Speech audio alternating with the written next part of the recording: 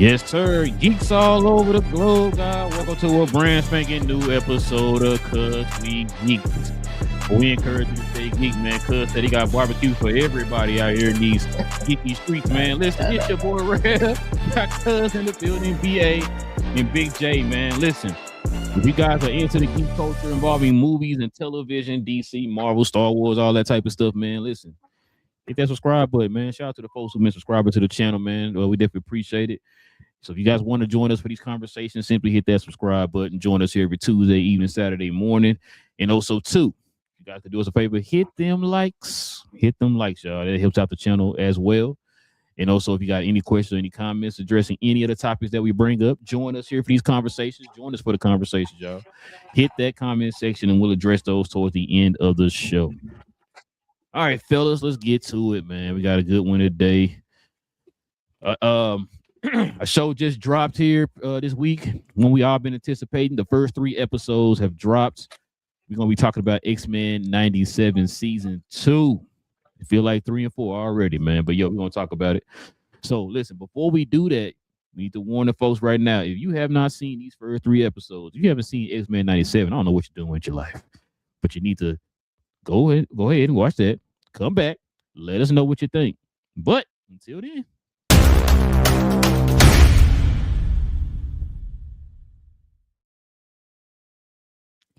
Spoilers. Yep. BJ said he's spoiling everything today, so you've been warned. Listen, we're talking X-Men 97. So what we normally do is kind of give our thoughts on the 3 episodes. Have our general discussion back and forth with the show. And then we give our Kaioken rating of a scale of 1 to 10. All right. Let's start with you, BA, man. What's your thoughts on these first 3 episodes of X-Men 97 season 2? Don't be no hater either, BA. Don't be no hater, bro. So, one, I wasn't expecting to go first, but it's neither here nor there. I want to watch the shows? Be the one to start it off. No. I did. But I got some negativity for this, and I didn't want to be the one to start off with the negative. Here we go. You at Big J's job, man. What are you doing? Look here. Yeah, that's what I'm saying. That's what threw me off. Y'all gonna stop besmirching me in here. It's a time slot for hate, and I'm in that time slot. You know what? Man, I ain't saying nothing else ever. That's funny. Y'all be like, Jay, what you think? Great. It's great. Everything is good. Everything is good. Everything's awesome. No Legos. So it's not. It was everything that I expected from the jump, right? The split ups and all this other stuff, the characters and I guess the world building within the different timelines is exactly what I wanted. However, I just think that they kind of rushed through it a little bit. By episode 4, they're all going to be back in the 1990s, and it's going to be like. I asked y'all that. Just from the title, I was like, and I was the one that was like, I hope not, because I was like, you got other characters that you're gonna kind of flush out and new characters and things. It's just I was good with the Egyptian episodes and stuff when it was in the Ramatat era. So I was like, hold up, let's get some more. Let's get at least 2 episodes of this. This is good work here. And it's just one, and then they're gonna be pretty much out of there. Even with the futuristic thing, it was shout out to Forge, because Forge has got to put in the middle of just like, hey, homeboy, pull your gun out and just start shooting. But it was just too condensed. So now we're getting this Nathan storyline of him being a kid. I'm like, hold up, I want to see more of that. Like that needs to be a little bit stretched out and. We got a condensed version again. I was like, okay, all right. So once we get back to the 90s, then I guess then the full storyline is going to take place, and now we can get some real story building. But I just think the first couple episodes was rushed, and I don't think they had to be. Just I think two episodes, but I guess that would expand everything. But I would like one extra episode for the timelines. And then I think everything would have been fine for me. I love Jubilee and her power set. Anytime we get extra Jubilee, I'm happy because we got so little doing the original run of X-Men. And That's the a reason plus. she wasn't interesting when she was when the older X-Men. They making her interesting now. They could have made it interesting then too. You remember, like they could have showed this more. And they did not. So I'm glad 97 is doing that. And that to me, I think that's about it. We won't get more characters, like I said, as we go about it. But now I think that was my only caveat is that. Oh, and a personal issue. I hate when Apocalypse kept saying the 1990 and stuff like that. It felt weird, ominous power to say that. Like I need him to say the ninth decade of the 1900s. Like I need something longer than just the 1990. He just kept saying it. I was like, we got to go back to 1990. The 90s. You know, hey, look at the camera.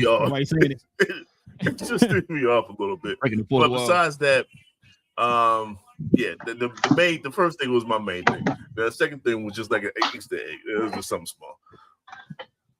What you got, BJ? I mean, when Apocalypse was talking about getting that the 1.21 gigawatts and getting up to 88 miles an hour to get back to the 90s, I was like, man, that was one of the things that did throw me off because he was like, we have to get to the 1990s. I was like, how you know about the 90s? What sense does that even make? You ain't saying it right, BJ. You got to say back to the. You look at the camera, 1990s. That was how you doing it the whole time. Every time you said it. And BAC, I know you're wrong because you thinking that they have time and you act like they run the streaming service that they're putting the show on. They have constraints. They can't make episodes longer or shorter or have extra episodes because they don't control Disney Plus. You know what I'm saying? Marvel and Disney Studios don't control what you see on Disney Plus, obviously. So they couldn't say, let's make this a 15 episode season. It has to be 8 because every streaming show by law has to be 8 episodes. You can't do more, can't do less. It has to be 8. It has to be less than 45 minutes long each because anything beyond that is too much entertainment. Your head might explode. It's for safety reasons. Right. You know what I'm saying? Right. You can't expound on characters or stories. You got to have people just, boom, bump into each other. All right, let's go. Everything just happened in one episode. Everything's solved. Like you said, the Egypt thing, I'm like, oh, that's going to be a major plot line. Now, sir, we got that wrapped up. We hopped on this train, Storm charged it up, let's go. So it's like, right. And then the fact they try to steal Nathan. Oh, what is that going to be? Oh, they got that wrapped up in 3 minutes. Like, oh, okay, they tried 3 minutes. Hey, Ron. Trying to kidnap his son. Immediately surrounded, backed up, boom, rescued. Right, there we go. I'm like, man, wow, okay, all right, getting it done. So yeah, dude, I don't know who got a gun to the back of whose head, who's rushing this story, what they trying to hurry up and get to. But take your time, slow down, enjoy yourself. Tell the story that flesh out these characters. Hey, people waited, from 98. I mean, from 97, 96 until last year. So take a minute, tell a story. And how many episodes? How many episodes of those seasons back then? Like 26? 20? Yeah, like in the 20s. Yeah. But we act like, oh, we got 8. We got 8. And one, it takes us how does it take us a year to do 8 episodes? When they used to do 26 a year, now they're like, it's 8 episodes. Oh no, what we gonna do? It's gonna take forever. I don't know. We ain't got enough time. Like you're doing 8 35-minute episodes, and you're like, this is the hardest thing ever. Mm-hmm. I don't get it, man. But like I said, no, it's good, but like I said, I think they're speed rushing for no reason. I don't get that part. What you got, cuz? I agree with you. Bring some positivity. Okay, never mind. No. It's a combo. I do wish it was longer. That's been one of our primary complaints when it comes to the streaming services is that everything is under 12 episodes or under 10 episodes. Like especially when it comes to animated shows, should definitely be 15 plus shows. Like where's the it's 10? Is it 10? It's gonna be 10, right? I thought it was 8. I thought we talked about it. I can't remember, bro. I can say in a second. Okay. But yeah, I definitely wish you would end up doing like 15 plus, basically be on the One Piece type of energy. where it's just a ton of shows. So you want 2,000 episodes? I got you. Give me 2,000. I'm watching all of them. 9. Yeah. So I'm watching all of them. Number. Yeah, it is. I'm watching all of them. But just overall, it was graded by first 3 episodes. Jubilee was a standout. Jubilee was stood on business. X Force putting down the the mutant ice group. X Factor. Yeah, there's the ice. So them being just a bunch of bums as well. We're just doing it. We work for the government. We have authorities. Okay, ice. But it was great to see that they stood separate from them and stood on business as well. Jubilee was still like, even though she was part of the group, and like they put that one dude down, she was still all about like protecting those that are that need saving as well. You have he came out just guns a blazing, going against so to see got dropped in.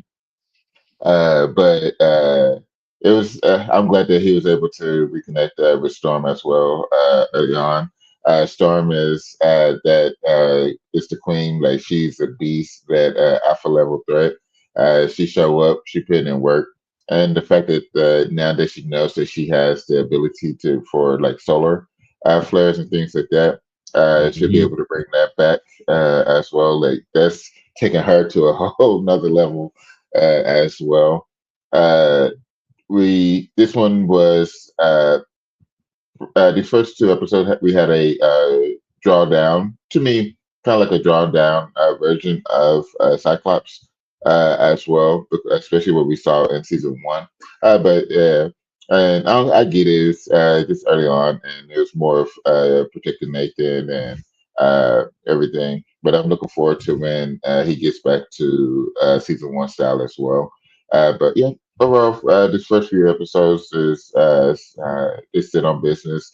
And really great to watch. Looking forward to the week to week after release. What you got, bro? First of all, I want to say y'all some haters. Listen, man. You can't be a hater if you want more stories and more episodes. You can't be a hater. Listen, I did want more episodes. I ain't gonna lie, because after that third, now we gotta. Oh, yeah, I'm surprised you didn't pat yourself on the back, man. You called it. You said Rumble Tuck was gonna be in the show. You called it. We saw him. And for those who don't know, Rubber Tut is one of the variants of Kang the Conqueror. We saw that there. So now we know how Apocalypse eventually gets his technology and stuff like that. He gets it from Rubber Tut. Because I think we always knew back even when the original show came out in the 90s that Apocalypse stuff was a kind of futuristic and stuff like that. Tech was just highly advanced or whatever. So now folks know where it's from. And because Kang has been in this time loop for so long, he already knew about Apocalypse, which is why he was kind of toying with him or whatever, right? Yeah. And so, I like that aspect. I like the fact that we got to see X-Force. I like how they changed the intro to X-Force's intro. Yeah, when that was nice. That was nice. Yeah, that was fire. That was fire, bro. I give them that. That was very creative. They gave you the invisible pause too. Yeah. So what's the name of the group? What's the name of the group?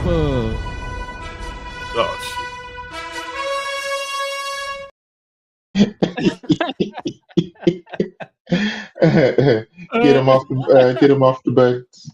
No, I was gonna say, when I was a kid, bro, I used to get X-Force and X-Factor mixed up.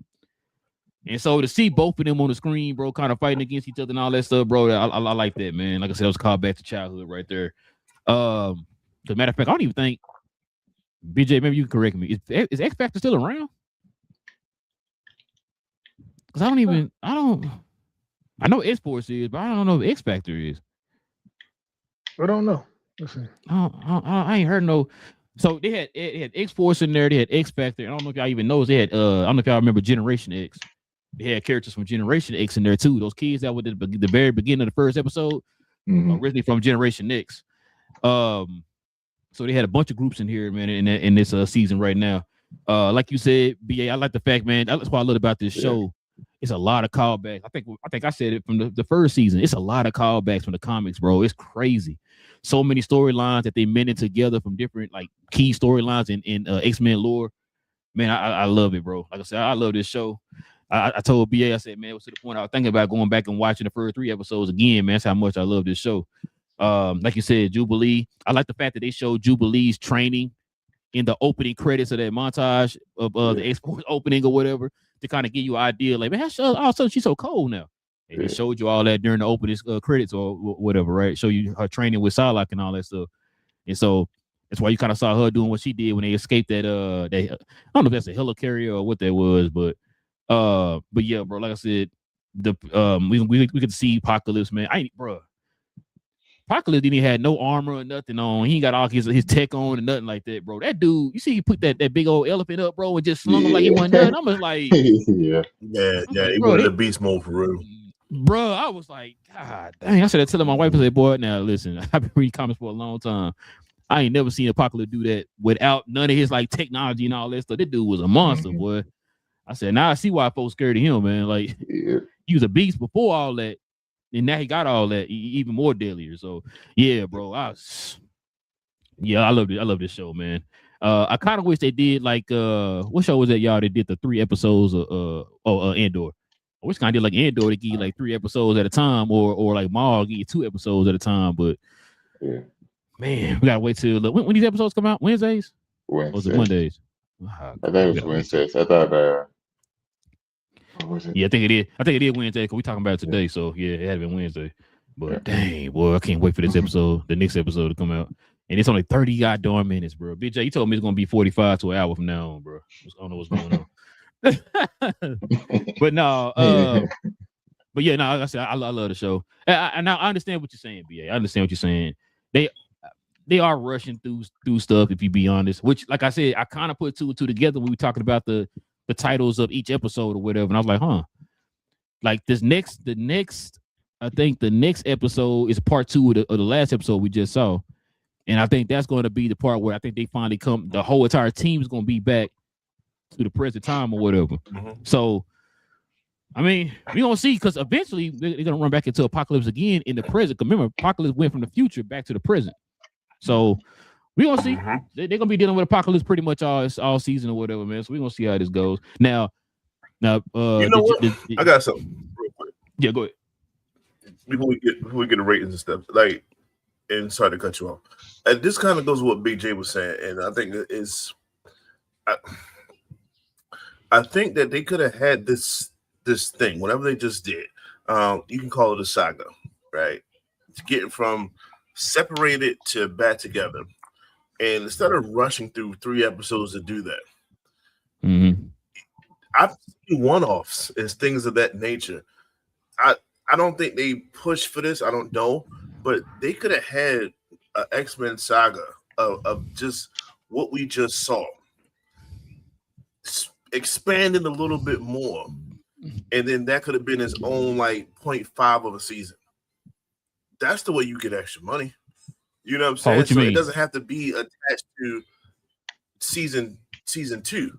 That could have been. You saying do like what? You saying do like what Invincible did with Eve? Is that what you're saying? Something along those lines, where as though they separated and we got back together, and then now we pick up. Boom! Season 2 starts. Let's say next week. Or okay. I see but they could have had it all in his own thing and just labeled it season 1.5.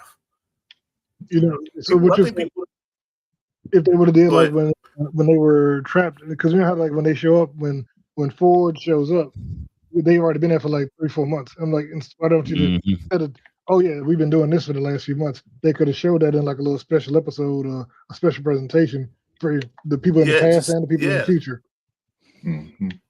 Yeah. No, I mean just wasted content. Just wasted content. Go ahead. Because like I said, because no, I'm with you on that, because listen, you like I said, I just said you got all. It's like an amalgamation of all of these like very big stories within the X-Men lore, and that's one of them where Jean and Cyclops' consciousness gets sent to the future. That's when they run into Nathan, right? The them dealing with Roma Tut Kang's variant, whatever, in Apocalypse. That's in the comic, right? So you got all these different like stories being molded together. And I was gonna ask y'all this question: the part where, BJ, you probably can help me with this. The part where Professor X went into that guy's mind, and all of a sudden he came across some kind of entity in his mind. What are you hearing what that could be? No, I haven't heard anything on that. I haven't tried to watch any of the breakdowns yet. Okay, so I'm gonna say because I was trying to figure like who the heck it could be, because I think I heard somebody say it could be one of the Celestials, since Celestials are the one who kind of implemented humans with the mutant gene or whatever. And so that's what a lot of people kind of think. And some people think it could be another variant of Apocalypse or something like that from the future or something like that. I was trying to thought maybe you had an idea what it could be or whatever. I couldn't figure it out for the life of me what it would be. But yeah, I was just wondering about that. Cause that's another story we got to probably deal with. And that's gonna probably be one of them cases where we're not gonna deal with that till like season 3. So I don't know. We're gonna see. All right, fellas, I'm gonna get y'all's Kaioken rating of this these 3 episodes.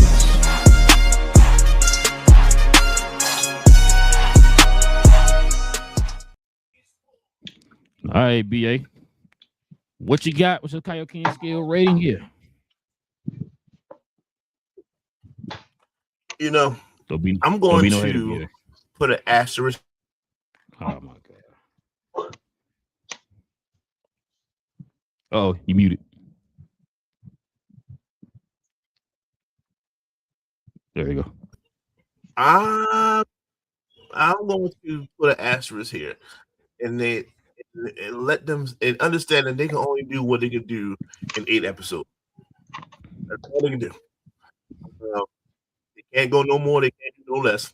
They have to give us 8 episodes, according to Big J, in which I at this point agree. Actually, 9. It's an 8. 9 episodes. An 8.5.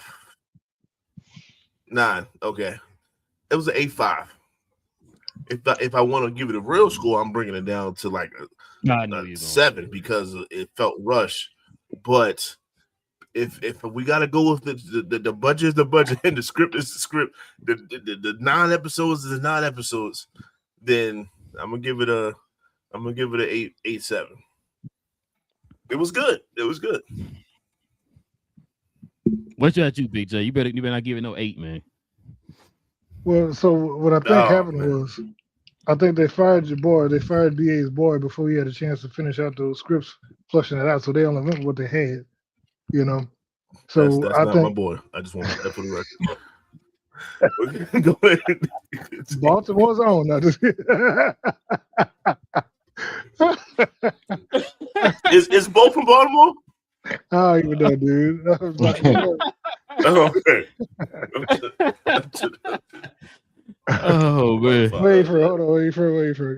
Boy, if he's from Baltimore, man, that'd be the happiest day of my life. You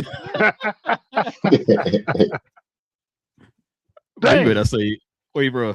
Florida. Right. Oh, I thought you were gonna say Dallas. Boy, No. He don't give Dallas energy. I'm about to say we better cut the show short, bro. We ain't doing anything.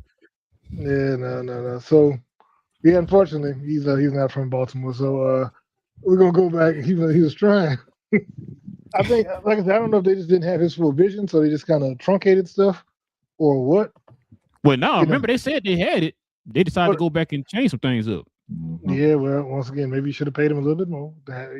Come back and flesh out the rest of that vision. Because this did not seem. So far, the execution has been top notch, is what I'm saying.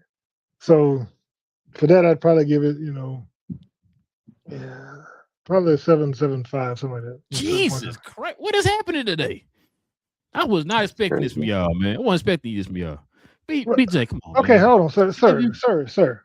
You want me to just sit here and be like blindly glazing stuff because we like the IP? But if we're saying that if you're gonna be critical, you have to be critical. You have to be like, you know what? They could have done this better. This was not. Every show can't be 9.995. My name is not Will. I don't think every show is the greatest show ever made. You know what I'm saying? But no, this hold on. So that we'll just took it straight. Hold on. Just be minding my own business. Hold on. So I was coming to that one thing, Big J, like just knocks it all the way down to 7. But okay, but Other than that, what the show wasn't like it wasn't fire. See? Hold on, question. I mean, I like the stuff they did with Jubilee, all that. I liked even seeing Polaris and all that. But my thing is, in Havoc, what's the number one rule of storytelling that I always tell you when it comes to when you have to flesh out backstories? They say show don't tell, and we got a lot of expositionary stuff. You know, like I said, when you land, we've been here for the last 4 months doing all kind of interesting stuff you're never gonna see. You know, just imagine what it would look like if we would have showed it to you. And that's how it was. It's like with all the Mother Scotty stuff. We ain't get to see none of what happened, the training, none of what's going on with Nathan. It's just, hey, we did all this stuff, you ain't see it, but hey, it's cool, trust me. You know what I'm saying? That's not how you do it. They was able to give Jubilee a skill set background in a impromptu titles showcase. They could have took that same time to do what BJ just said about the other stuff. We could have took a quick montage and like real quick and just show like, oh, they was going through a lot so far. Seemed like they barely made out with their lives multiple times, and then boom, go on with the show. They chose to talk and not show. I agree. As I said, my first score was like a 7.5. Like that was a reason for that. My bad, Jay. You can go ahead. No, you fine. That was all I'm saying. Like, I know y'all want to act like I'm here, but I'm like, my thing is, I'm not going to just blindly. No. I heard what y'all saying about the Russian. It did. If I'm being honest, it did. But it didn't take me out the show though. It's like the show was still kind of. I loved it. No, I think what we got was good, but once again, there was no need to limit it. And if that makes it worse if they made it 9 shows, because that shows you don't have to make it 8 shows. So if you didn't have to make it 8 shows, you can make 9. Why not make it 10, 11, or 12? You know what I'm saying? And take your time and tell an actual story, because once again, Disney owns the platform. It's not like I'm a producer on Netflix and I'm making a show and Netflix has to approve it.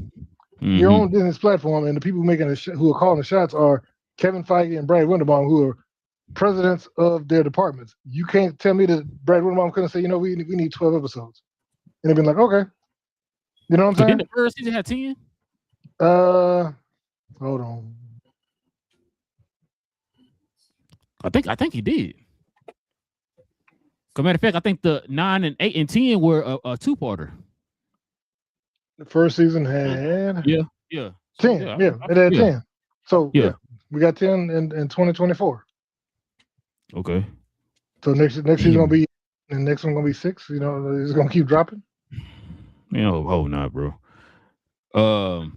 What you got, cuz? What's your score? I give it a 9. I enjoyed it. Actually enjoyed myself going through it. Instead of just complaining about stuff I can't change and looking for everything that's wrong with it. I actually enjoyed myself, and it's willing to rewatch it too. So when it's a show that I'm open to rewatching, that bumps it up. So when you got it's condensed. It is what it is. It's condensed, but I still enjoyed it. And like I said, I'm gonna end up rewatching it, so that bumps it up as well. So I give it a 9. It got crushed by the power of positivity. No, I mean, if y'all giving it a 7.5, that just means you're not gonna rewatch it. So I mean, it is what it is. This okay. So listen, like I said, I hear what BA and BJ is saying. I'm not saying that if you go back and look and actually, pay attention to whatever, I'm not saying, they didn't rush some things. But I don't know. I just feel like they didn't overweigh the overall story and what they were going for. Like that, whatever they did in the show, these first 3 episodes still got me like, y'all can't wait to the 4th episode, especially after how it ended. Where we don't know if they, of course we don't know they didn't die with her, but we don't know if they died or whatever, right? So them encountering Roma Tut and all that stuff. I want to see all that, right? I want to see what Apocalypse is going to do after he found out that he didn't really still don't know what they're about, but kind of find out they were lying about the whole time about who they were and all that type of stuff. So that's what I'm kind of excited about. Which, like I said, I'll give it like a 9. I'll give it a 9, man. I like. Matter of fact, I'll give it a 9.5. Big J, what? Not 9.25. I'll give it 9.25. But no, I love the episodes, man. I just wish. We're gonna change this to a 10 now because you can't have positive will. You know what I'm saying, bro? I'm gonna change. I'm gonna change it to 15. But no, like I said, I liked it, man. But I listen, UMB, I understand. You know, it did feel rushed. You do, especially with the source material and kind of what we expect from the show and our anticipation, all that stuff. You do want to see more. You know what I'm saying? So I understand. Because I remember I told y'all I thought it was gonna kind of be this way just from the titles. You know what I'm saying? And if you go back and kind of watch the trailers, it looks like they're going to be back in the regular time more than they were in the past or the future or whatever. So I kind of figured this was going to be one of those cases where they were going to kind of go through this for like the first maybe 4 episodes and then they keep it pushing after that or whatever, right? So, I mean, it is what it is. So you saying if Bo the Male would have did better? What you trying to say, BJ? You would have. From what we saw in the first series, I'm not saying that I'm a fan of Bo or his work or his lifestyle or any of that other stuff, but I'm saying that I think that he did a good job at the first season. Now, if he could have stopped all the other stuff, maybe he could have been back to do the second season. But hey, I was gonna say you think he'll bring him back, but then he kind of still talking and stuff. So now I guess that's out the question. But yeah, man. So yeah, y'all the comment section, y'all let us know, man. What y'all think? What do y'all give the? If you've seen the X-Men 97 season 2 episodes 1 through 3, y'all let us know in the comment section what y'all rated. All right, fellas, we got a good one here. We're gonna be talking about Big J's favorite studio here. So let's get to the main topics.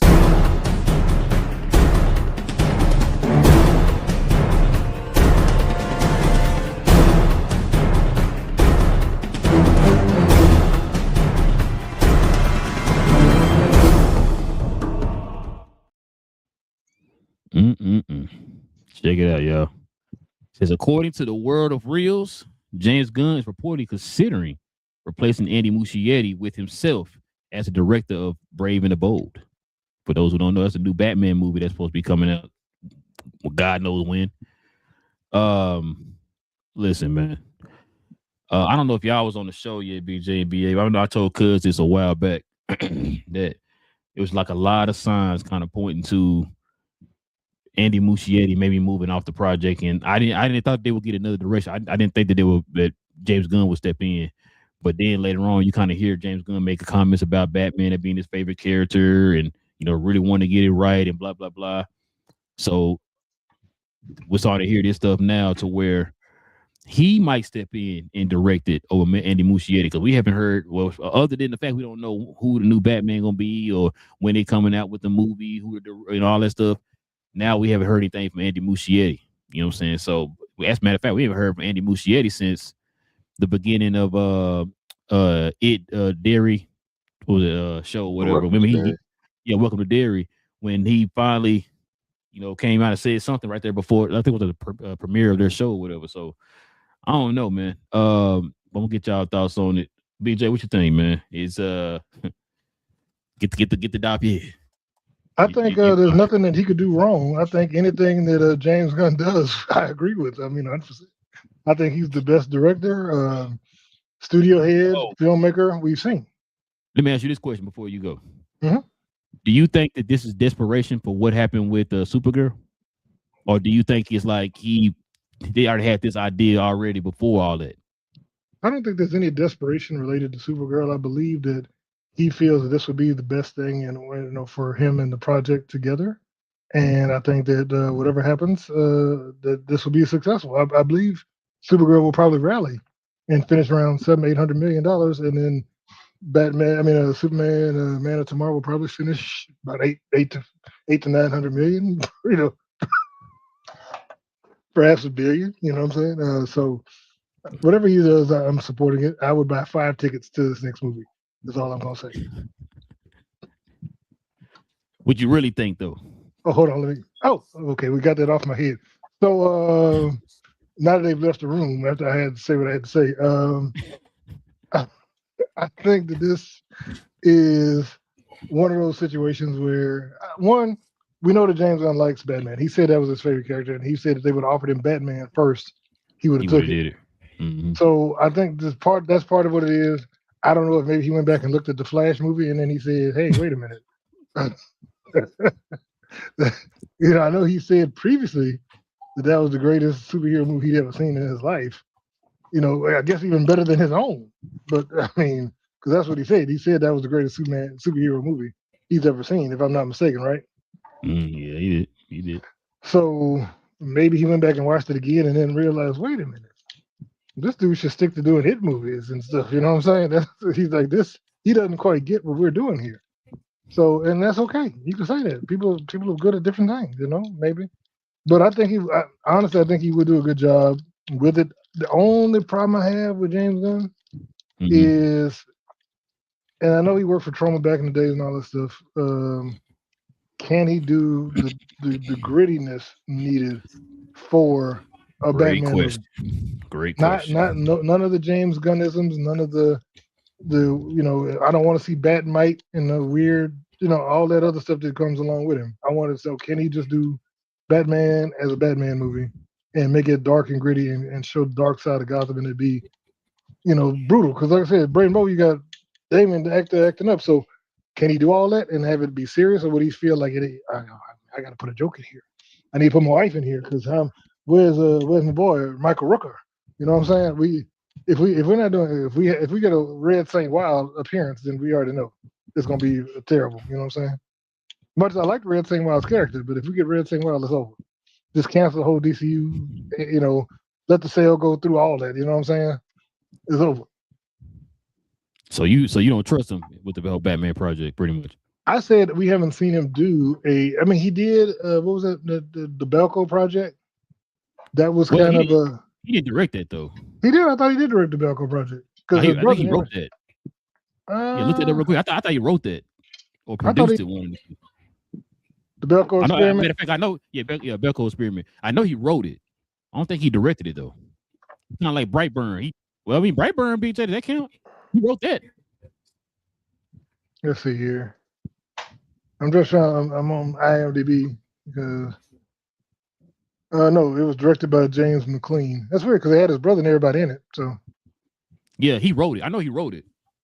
He wrote that and he wrote Brightburn, which was why I was saying, like, I mean, if you want to talk about, that's closest, I guess, is Brightburn. Maybe you can write it, but not. Maybe you can write, but not direct it. You know what I'm saying?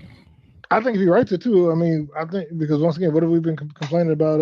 Matt Reeves, It takes him forever to do it. I mean, we all agree that James Gunn could probably write that story in a matter of 2 weeks. He could have the story fleshed out if he just sits down and works on it. So maybe that's his best bet. But once again, how are you the studio head if you got to write and or direct everything? You don't have time. You gonna limit what can be released if you have to touch everything to that extent. Yeah. Same issue with your boy Filoni. If his fingers have to be on every project, not just, hey, you know what, I'm gonna green light that and give you some pointers and go ahead and go make it happen. That's what the studio head should be doing. I'm trying to. So, bro, they might.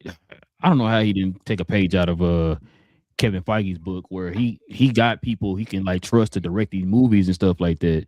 He gives his input and all that stuff on what he wanted in it and all that stuff. But then, like I said, it's especially after the Supergirl movie. Now, things could change. We're hearing positive stuff with Clayface or whatever, but things could change. But for right now, people are kind of nervous and they're like, "Yo, it just seemed like." I think we talked about it before when I said this was the first project where James Gunn had nothing to do with it. Like he didn't write it, he didn't direct it, he did none of that, right? And so now it's like we feel like if you think for it to be as somewhat good, you might need him to do something, either write it, direct it, or both, or whatever. And it's one of those cases where it's like Batman being so key to the DCU, as far not just DCU, but just Warner Brothers in general, is one of their biggest money makers. It's like, do you trust this project just to anybody? Well, but you know what I mean, like, because if this don't succeed, this could hurt the DCU for one, and it also falls back on James Gunn. But like we said, we've heard that James Gunn was more involved in Supergirl than we initially thought. Oh, like, yeah, you want to talk about that? Yeah, we can. You want to talk about that? Okay, yeah, go ahead. So that's my thing though, because first we thought, oh, it's hands off and it's not, but he said he was heavily consulted on the music and he oversaw certain elements. He even went back in and did part of the edit. So you didn't hear the new news that's been running around the internet. I heard he So re-edited it, and there was a battle between him and the director as far as the yeah, cut. And I think yeah. James Gunn had final cut. So now people are online screaming they want the Gillespie cut of Supergirl. And remember, I said that when we were doing our reviews, I was like, bro, it felt kind of, the editing felt a little choppy. Mm-hmm. It felt like it was an amalgamation of different things. And now when we're hearing this news about those two, kind of, you know, it's starting to make sense now. And so this also goes back to what I was just saying. Is it one of them cases where it's like, you know what, we got to make this has to hit. This has to hit. So is it one of them cases where it's like, yo, let me just make sure I can, you know, he got a good track record. Like James Gunn's he's been hitting on everything he's done, right? Do he need to step in and do it just to make sure that it's good? And then we'll just figure out everything else, obscure characters, like you always talk about, the obscure characters. Y'all take care of that. Let me hit the, you know, the Supermans, the Batmans, and the Wonder Womans, or whatever the case is. You know what I'm saying? Like, just to make sure those land. Because without those three, the whole entire thing just falls apart. Well, here's the question though. So, because I've watched, like I said, I watched New Rockstars and I watch all the other channels, and some people like have said that they're not, like, I've seen no people say they're not James Gunn fans, like they're not fans of his style of movie making, and they said that, you know, that no, but I understand that, BJ. That everybody gonna be 100% on nothing, but the box office, right? The critics, the audience, you know what I'm saying? It's shown that he's successful in that area. Like, we might be a handful of people say he don't like it. That's fine, but overall, people liked it. You know what I'm saying? So that's what I'm saying. Like, if his Guardian movies, any other movie he's made or whatever, right? He's had critical and audience success on it.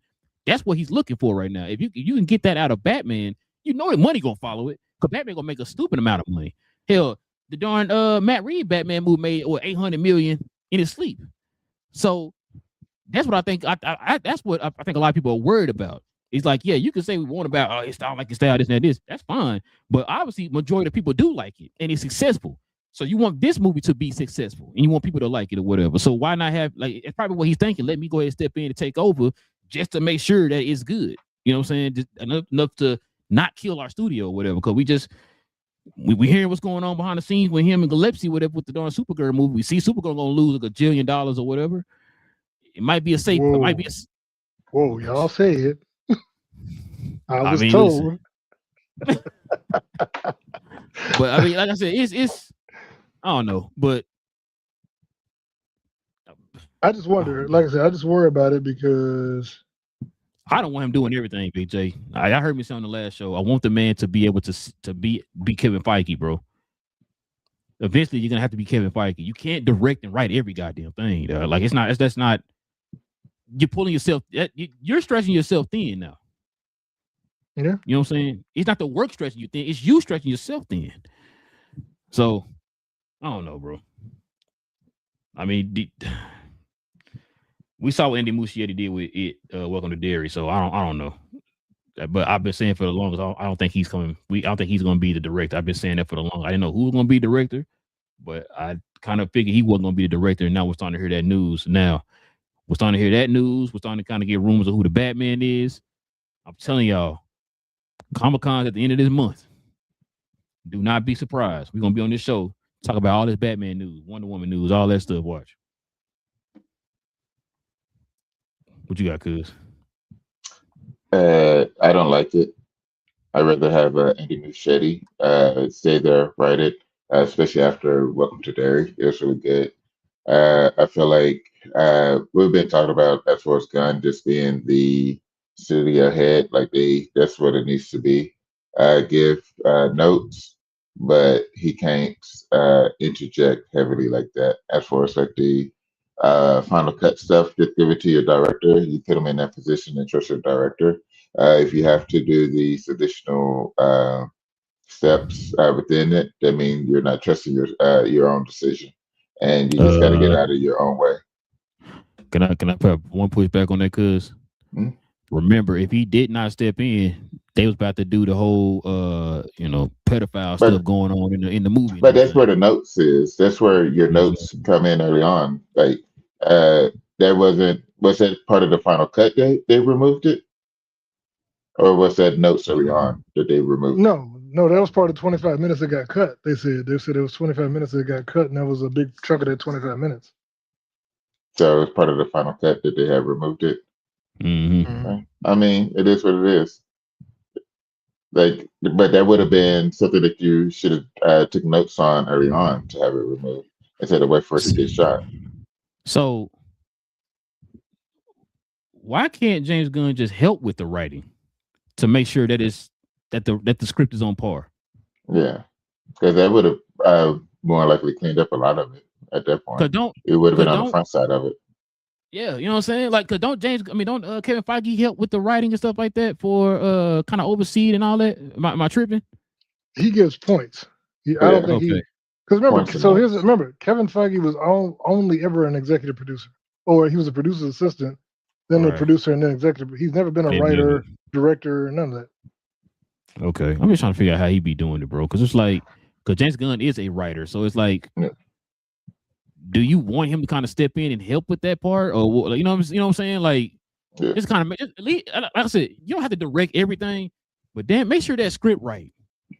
Like, make sure I need you to look over it, and you partner with whoever you trying to hire to do it or whatever. Y'all work over it together to make sure that the script is right. So we all know that script was trash, but this movie, bro, for Supergirl or whatever. So it's like, no, I'm not mad at him doing that. I'm with you, cuz like you don't want to, bombard everything. I get it, you know what I'm saying? But at the same time, that's his job, because guess what? Supergirl failing, that falls on him. People are blaming him for that. You know what I'm saying? No, I get that, but still, it's like I said, he has to take care of it on the front side. So going through the script, and you see that they have this whole pedophile situation. Like, you should have on the front side, on the script side, hey, let's go ahead and not do this part. Let's change it up and do something else and make it a little bit cleaner. Because once you allow it to get through, you've given it a okay. And then when you see it on screen, it's like, now we're gonna go ahead and chop that out. Now you chop that out, and now the movie itself looks choppy. So that's what I say, like, get it on the front side to where if they would have snipped it, if they would have snipped it at the script, it would have made it much cleaner to where when it came to that final cut, it wouldn't have been so choppy at that point. So that's where I feel he should have did a better job on the checking the script and giving them notes on that part. But I'd rather still have Muschietti on the Batman. I think he can do really well with the dark stuff. Like I said, what he did with Welcome to Derry was pretty fantastic as well. So that's my thing. Yeah, do your studio head thing. Take a step back from the writer director, give the notes, get the help with the direction of what you want the movies and overall the DCU to look like, but you gotta not be part of the. You gotta take a step back. That's my thing. What you got, BJ? What you say, BJ? The only thing I was gonna say, so if Kevin, not Kevin, if James Gunn came out and said that he was only going to greenlight stories that had the best scripts, and he said the reason that he rushed this one was because the script was so good, and everybody's universally kind of panning the script, and because nobody's panning the acting, everybody said they liked. The acting was good. They liked the script and the direction. That was it. But then, so here's the problem though: if you're getting all this negative feedback on your script, and James Gunn is like, but I'm still gonna have the same writer write Titans and Wonder Woman, is that just stubbornness and pride, or is that I really believe in her as a writer? You know what I'm saying? Because if everybody else is telling you this is terrible and this was a badly written film, and you had to go in and cut out a huge section of the film that you yourself greenlit, then why can't you change direction and say, you know what, people don't like this direction. Let's get somebody else to write these other two projects. Right. Yeah. You know what? I kind of thought about that too, BJ. It might be stubbornness. People are telling you, she was bad. Well, I'm gonna let her do this. Just kind of prove you guys wrong. Yeah, we've seen that in sports with coaches. I just I'm trying not to go over to the dark side with BJ here, man. But damn, I don't understand how you don't it seemed like he had everything in a row. He got all his ducks in a row. He had everything kind of organized and all that stuff. And then now we starting to hit these bumps already before the studio really took off like that. You know what I'm saying? So I don't know. What you got, BA? And you muted. There we go. I don't know. So it's very similar to what you guys were saying. It's like, and I think when we first brought this up, I said there's no way he passes on Batman. There's no way. It's his nature. It's his professionalism. It's his career. He's a director, and you're telling me that I have this skill set, and this is my favorite. This is my favorite project. Like, he's a Batman fan through and through. So why would he not do it? So I think he tried the way you're supposed to do it, and he just said no. And James Gunn, he's going to push him. He's going to push the edge a little bit. So I think that this is something that he does, and he might fall back on other projects. I don't know. Or he might just stick to Batman and Superman and then call it a day. I don't know. But what I do know is that I know he wasn't going to pass that up, and he might have passed it up, but he went right back around to it. And I think for the co-writing thing, that was a good point. It's just, these guys and their egos, man, these writers and stuff. It takes a team, yes, but when your partner is the studio head, how much can I push back? You know what I mean? Like, yeah, I like that idea, but that doesn't fit this. No, I think it does fit. I think it's gonna fit just fine in this scene, right? Well, all right, you're the studio head. Like, you can't go back and forth too much. So I don't know. It's weird, man. I don't know. But with all that being said, I can't wait to see Batman with James Gunn being the director. So you think he is going to direct it? Okay. I think he is 100%. Listen, like I said, man, I hope they get this right, man. Now we probably gonna be like, gonna probably be forgiven if this done Clayface movie or Lanterns and Clayface knock it out the park. We're gonna be like Supergirl who, you know what I'm saying? But for right now, for what things are happening as we speak right now, it's not looking good, man. Because we always, like BJ said, we always hear him talking about we don't start on projects unless we love the script and all that stuff. And I'm just wondering if with so much riding on your shoulders, it's like, why don't you just kind of, I'm not saying you come in there and just completely take over the project, but hey, y'all might need to sit down and go over the script together or something, man, and say, that word that don't work, this word that don't work or whatever, to try to make sure that whatever you putting on the screen is going to work. Because everything is going to fall back on you. People are killing James Gunn, you know what I'm saying, to the point that like he directed it or whatever. So I don't know, man. I don't know. I hope he can do well. Like Big J said, we haven't seen anything really where it's like he could be kind of direct that grittiness. But I can say we've witnessed something where it's kind of in that his writing kind of led to the grittiness or whatever. So I don't know. We'll see. Let's see what we got here up here next, y'all. Let's get into these quick hits and the news, y'all.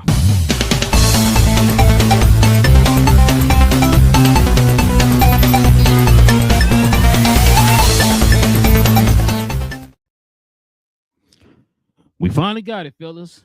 We finally got it. Check it out. Mr. Terrific is officially in the works. Or should I say Mr. Terrific series is officially in the works at DC Studios. So they said the Wonder Woman and Sandman writer Alan Hinberg is writing the plot. I don't know his work because I don't know if you know his work or what the case is, but that's the guy who's gonna be over the project. Cuz, what's your thoughts on this, man? I'm excited about it. Being Mr. Terrific. I've heard good things about Sandman. I haven't watched it. It's not sure that I tried. I tried. But I've heard good things about it. It's like, okay, well, it's not for me, but it is what it is. Hey, because it's kind of like Dune, where everybody love Dune, and it's like, yeah, it's not for me. It's not for me. Yeah, that's fair. Yeah, because I did. Yeah, that's a good way of putting it. Then, so yeah, it's with that particular writer, I think they can be able to flush them out pretty well. Then, uh, for us to finally get a Mr. Terrific series, it's going to be fun. What I wonder is, will it be heavy on backstory, or will it just be moving his story forward uh, in between the movies? So I'm sure they sprinkle in some backstory, just just to help ground him and let everybody know more about him. But what I'm looking forward to is how they push his story forward in between the movies. So you have your uh, all these major movies that's coming out and how he'll be able to fit in between it. So that's what's going to be pretty exciting. We knew it was going to happen eventually. It was just the question was when, and so now that we know it's in the works, it's pretty fun. Looking forward to it. What you got? What you got, BA? I think God damn, come on, bro. It's this is good, right? This is what we wanted. We wanted this. We wanted him to have his own series. Shows you the power of I guess stating your opinion, your critiques and things of that nature. Because people by the droves were saying like, yo, this dude definitely stood out. Shout out to the character himself. I will not say his name. I reserve that for Big J. I just don't want to butcher it. And he's just he showed his acting ability and he did a fine job. Sometimes you get a little shaky on you being side character versus okay, now it's 30 minutes to 45 minutes dedicated just based off of you. That's good point. we gotta see. We gotta see. But that's what pilots and things of that nature are for. But I'm happy. I'm happy for the character. I'm happy for just more DC and let's just kind of expand the world. And of course, we're going to go with a negative of a I guess an alternative side. A hey, this is going to be black a little bit. You know what I mean? Like we can't not have it. Like he's going to be interacting with people that's probably that looks like him a little bit more. So that's always good to see. And then you're going to see out of the show who stands out on the show because whoever stands out on the show is going to be in the movie right along with them. Those are the kind of things. These are the fruits of the labor here. So yeah. So like I said, I'm all for it. Definitely did a better job at being a secondary character than Lobo. These are things that you got to look at and keep moving with. So I'm actually happy. I'm genuinely happy that they're moving forward with this up until they say that I'm sorry it's canceled. What you mean, Blake? What you got, BJ?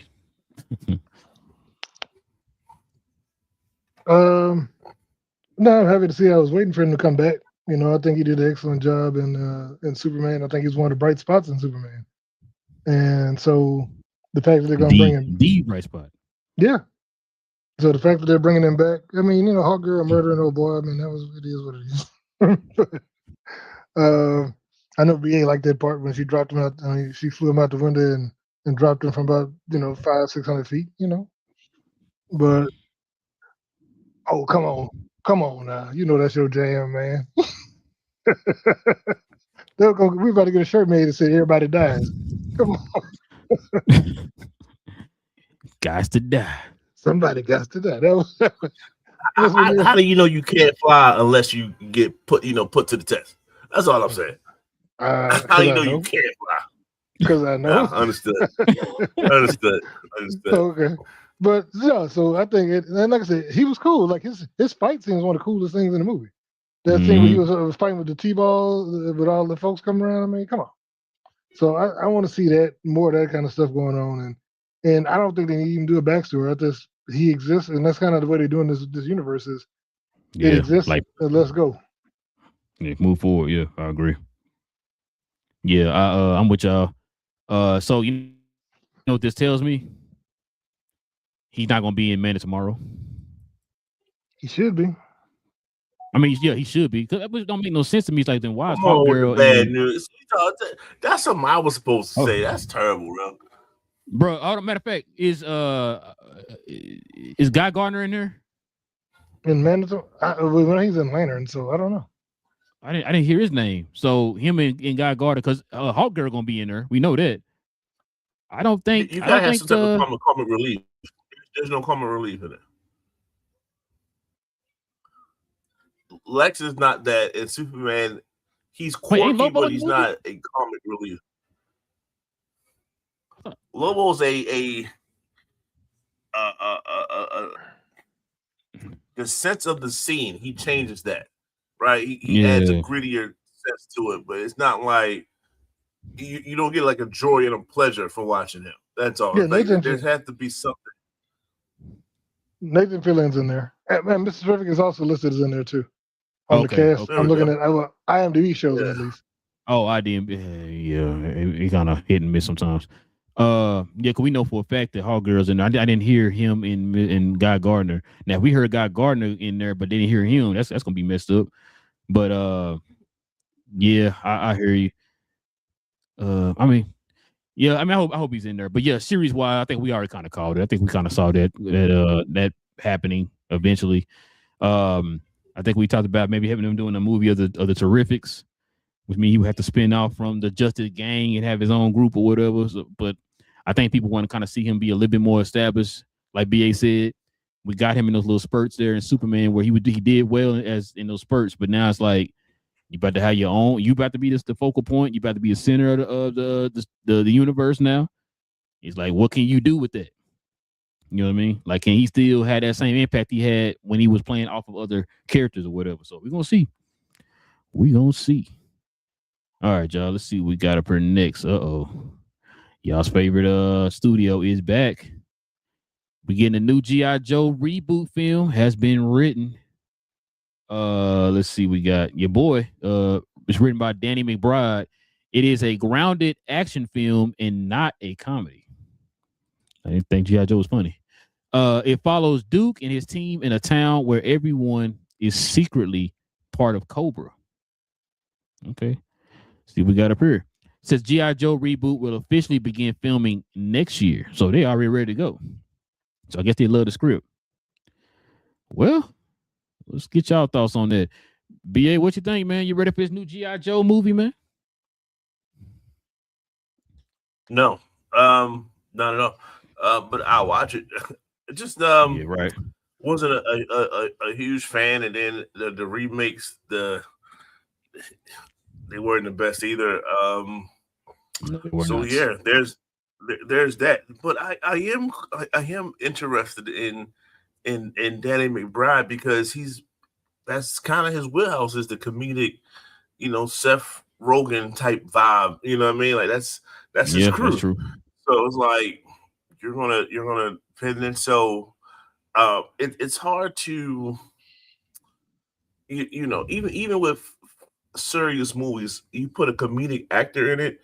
He's serious, but it's a lot of, like I just said before, not to beat a deal, a comic relief type vibe. So even Kevin Hart can be like in a serious movie, but it's still Kevin Hart, so he's still gonna have his moments in a sense. Same thing with Eddie. And so I say that to say, by him being a natural comedic guy, first and foremost, there's going to be a lot of funny moments in this movie. That intrigues me. That I would like to see that. Not too much, because I know what G.I. Joe is about and things of that nature. Of course, I know Snake. I know the guys. I know the characters. I've seen a lot of the work. It's just, I think it just, I don't think it has the pull of everything in 2026. I don't think it can gravitate like that, and that's the issue I think I'm having against it. I mean, we saw what He-Man did. It's just it's kind of hard bringing some of these older LPs, and then you don't market it to the kids as well. That's the thing. The 40 to 50-year-old guys and stuff. Of course, we're going to watch it because that's kind of what we grew up on. So that's nostalgia for us. And are they going to try it again? That's great. but you still got to bring in the younger kids to go along with it to make it a melting pot of talent of consumers.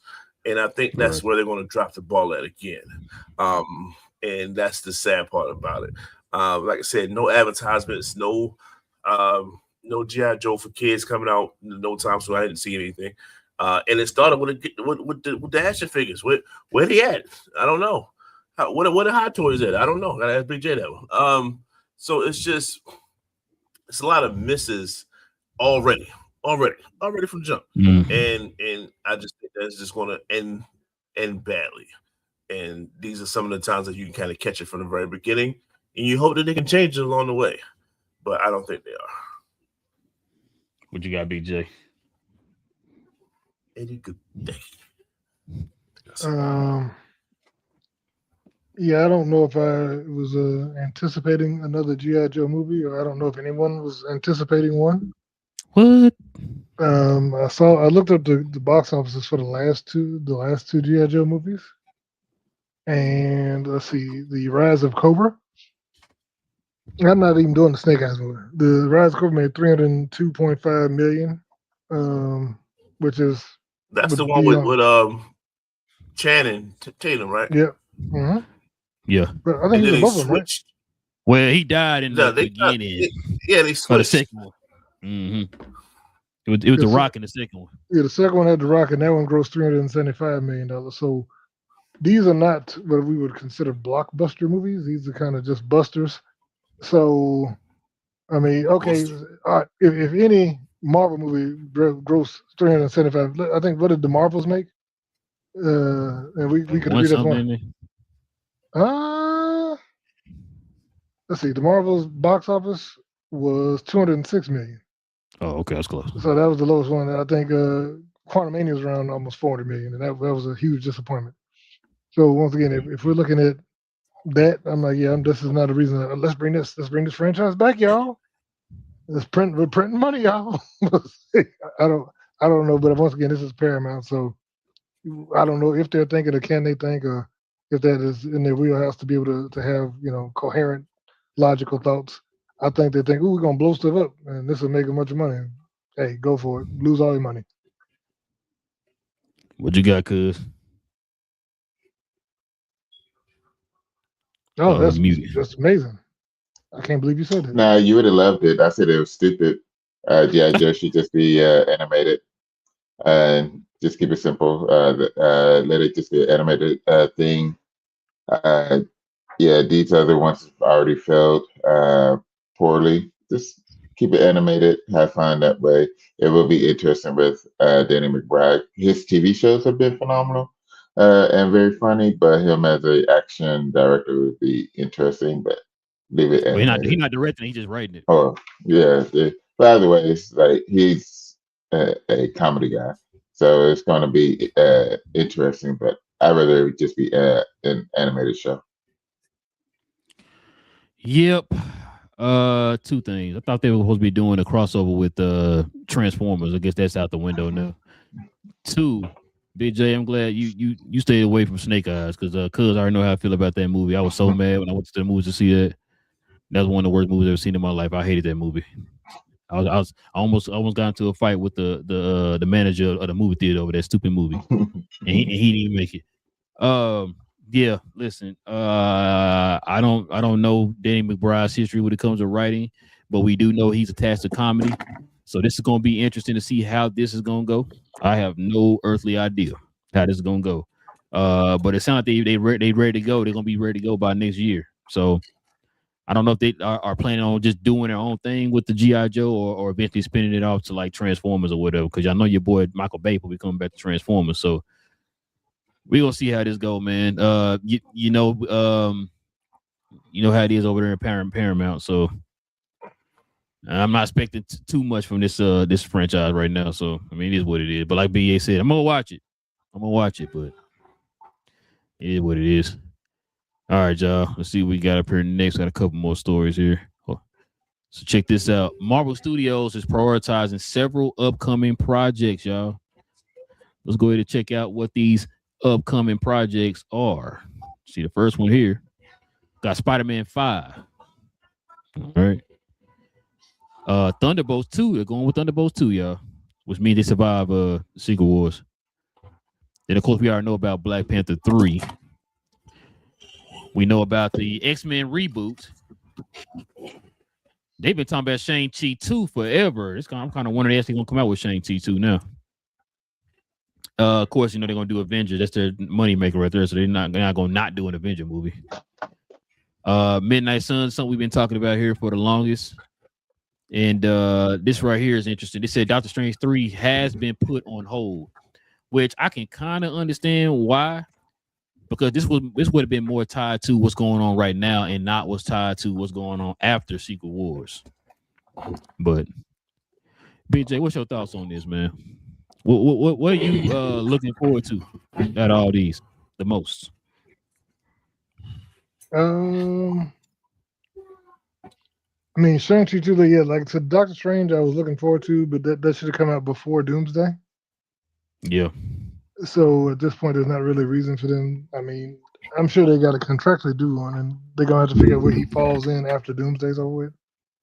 But Shang-Chi, like I said, Shang-Chi's always gonna be entertaining. I do believe, as long as Destin Daniel Cretton's involved and Simu Liu, so I think that's gonna be good. And even Awkwafina, I liked her in that movie. I thought she was funny. She was a good little comic relief.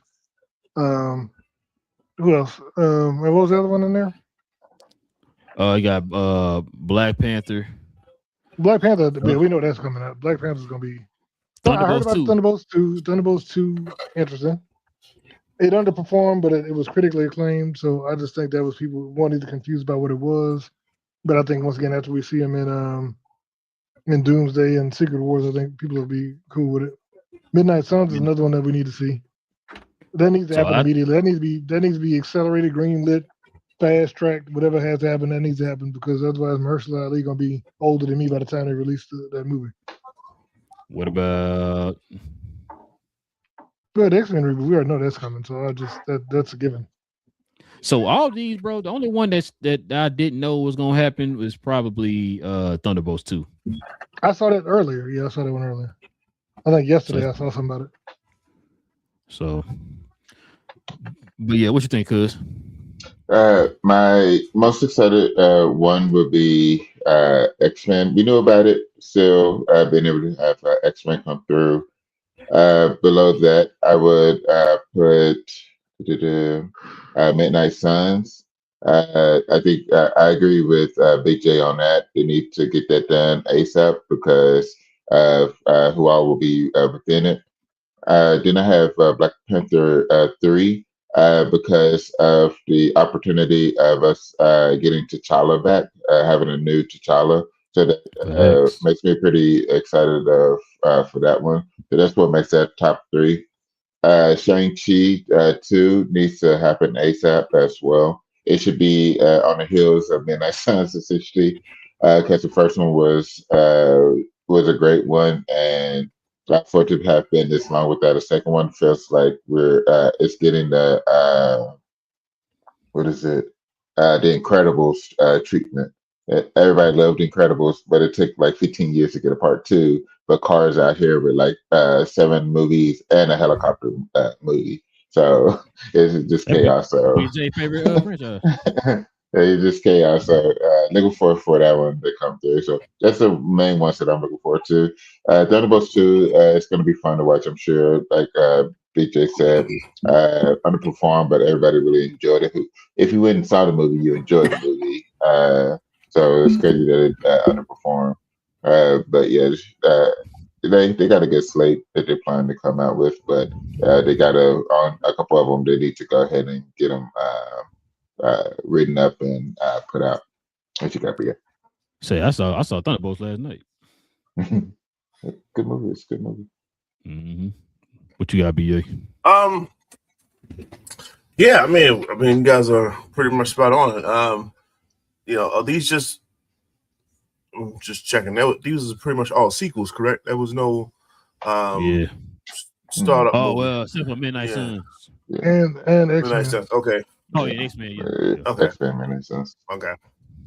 Shout out to Midnight Suns. I think that's gonna be one of my I think Midnight Suns have a way to be maybe even a cult classic. Like I think it definitely has its own lane.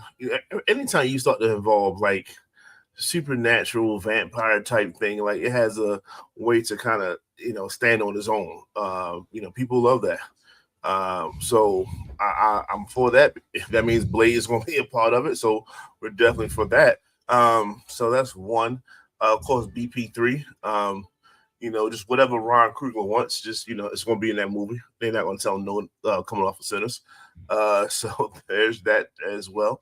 Of course, X-Men is great and all these things. I think another call. I'm not going to call everything call, but another project that I think you guys mentioned before, Thunderbolts is going to be.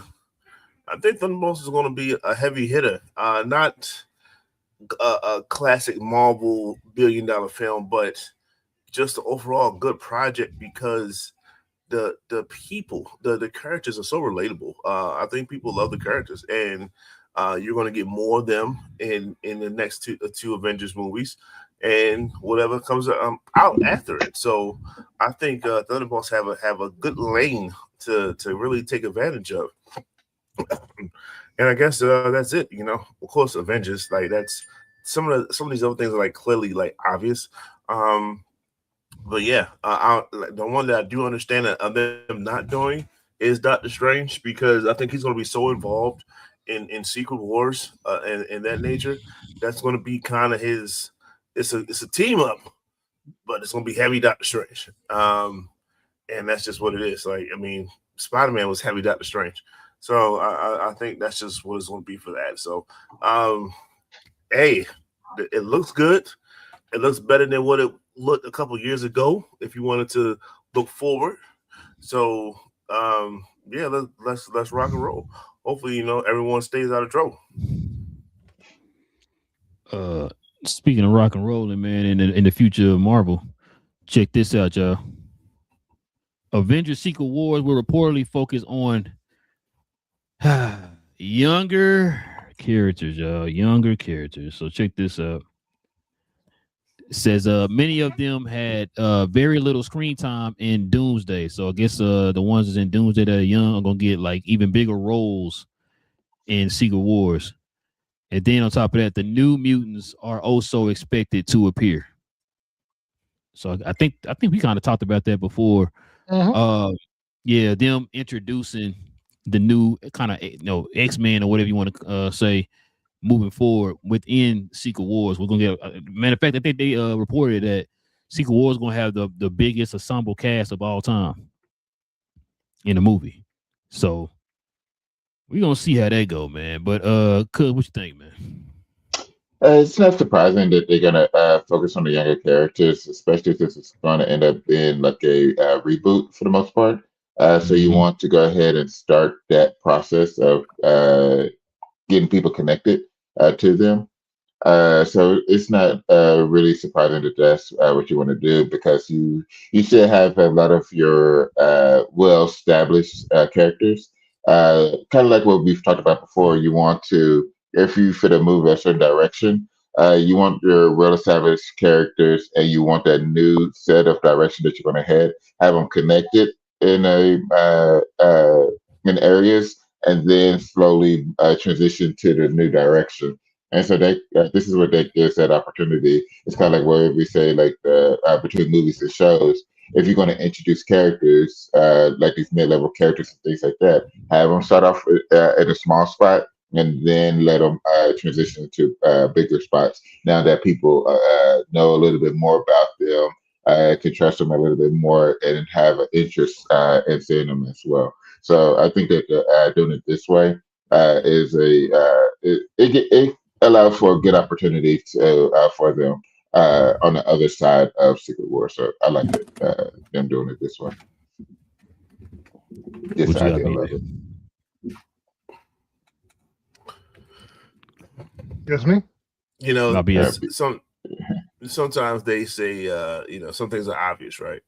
And I just, yeah, yeah, of course you're going to go younger. Of course you're going to focus on younger characters and all these other things. Yeah, well, yeah. Thanks for saying that, so that if you don't do it, then we can at least hold you accountable for doing so. Instead of saying, hey, you should have went younger. Hey, y'all said y'all was going to go younger, and I still see Hugh Jackman. So that's a problem. So let's give them kudos at least for pointing out the obvious, but they pointed it out nonetheless. So I give them that, and they have to make do on it. So we'll see what that looks like. And how younger are we talking about? Like, what does that mean? Are we want to see younger versions of different characters, or of the same characters? There you go. Or just great question. Or go with younger characters. Younger. Great question. You know what I mean? So that they have to fill that out a little bit more, but just I guess using the word younger is just a good step for now, and we see where that goes. Yeah. What you got, BJ? So this one, I mean, we've been talking about this. It makes sense. You have to. You can't. And what bugged me earlier is I kept hearing that. I don't know if you heard about that Hugh Jackman interview. Yeah. I don't know if he's being tongue in cheek though. I don't know. It didn't sound like it from the way they said it. So I mean, it was just I didn't see. It wasn't video. I didn't see video. I just heard but him talking about I'm doing this till I'm 90 and I'm not done basically, and I'm not giving any advice to the guy who comes behind me. He was like, they got to figure it out like I had to figure it out. I'm like, that sounds like you still plan on doing this. And like I said, the only way that's acceptable is if Deadpool, him and Deadpool survive some kind of way and they stay going on the little side projects. But he can't be the main Wolverine of the MCU. Nope, I agree. Yeah. So what BA said, what I was about to ask. Are we talking about them doing just you gonna move forward and the young Avengers are gonna be the Avengers and all that, or are you talking about making the key characters that we know younger?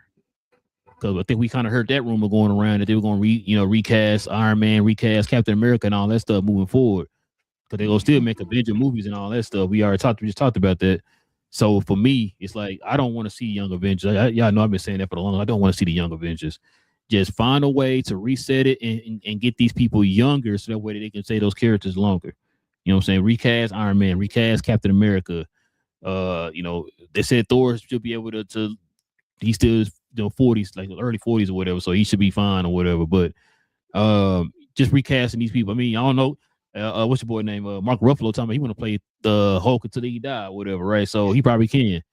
So I just don't want to see them. No, I don't want to see them turn the page from those characters that we grew up with or that we grew with to like young Avengers that we don't really know. Like we don't know anything about these characters. A lot of people didn't watch these people in in the Disney Plus shows and all that type of stuff. So I don't know. We're gonna see how this goes. But yeah, with the mutants, I think we kind of already figured that out. But them going younger as far as the character, that's what I kind of want to see them do. Well, Thor is cool because of the way that whole situation works, Yeah. with, because he can grow old and they have the Ragnarok and then everybody dies and reborn. That could be an easy way to replace Chris Hemsworth because he is 42. Chris Evans, I think, needs to be replaced. He's 45, yes. But I think he needs to be replaced at this point with a younger Captain America. Wait, it's fine. That's the problem. He's fine, Steve Rogers. You are the problem right now.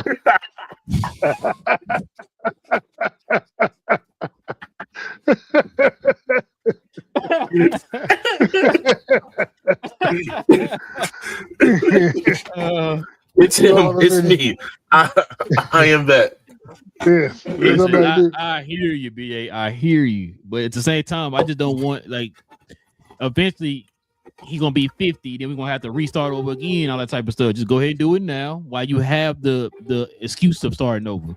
Just start over right now and get a younger guy who can play him for 15 years or whatever the case is. There is no one. That's the problem. Yeah, there is. There's always someone. Continue. Don't you step on.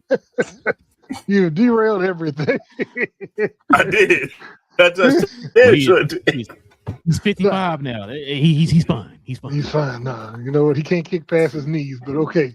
He's still Steve. He He's can't. Steven Seagal. He said Steven Seagal level now, where he just use straight arms. He's fine. That's the CGI, man. He's good, man. He's good. Okay, so now we're just gonna we're gonna have a whole CGI. No, like I said, Mark Ruffalo with the Hulk. I can see him doing that for a while, like I said, because his character is CGI. But even then, he needs to be. Because he be CGI on himself. Like they put him in a CGI mocap suit to do the Hulk stuff. So I mean, we need to get, like I said, okay. Would y'all be upset if they did Amadeus show if they introduce him? Yes. You'd be upset if they had Amadeus show? If you listen, hold on. Are you asking me Amadeus as regular Amadeus, or we talking about the Awesome Hulk? As Awesome Hulk. No, BJ, no. One